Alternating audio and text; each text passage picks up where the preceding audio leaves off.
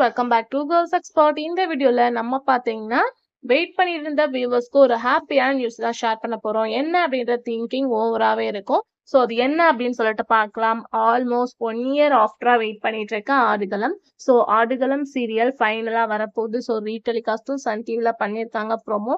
So இந்த தடவை serial வரப்போகுது கன்ஃபார்ம். ஸோ நோ டிலே அப்படின்ற மாதிரி அஃபிஷியலான அப்டேட்டை ஷேர் பண்ணியிருக்காங்க. ஸோ கண்டிப்பா வந்து ஆடுகளம் வெரி சூன் வரப்போகுது அப்படின்னு சொல்லியிருக்காங்க. ஸோ டேட் அப்படின்னு சொல்லிட்டு பார்க்கும்போது April 7 ஃபைனலா ஃபிக்ஸ் பண்ணியிருக்காங்க. ஏன்னா அப்கமிங்ல ரஞ்சினி கூட எண்டிங் வரப்போகுது அப்படின்னு சொல்லிட்டு தெரியும்.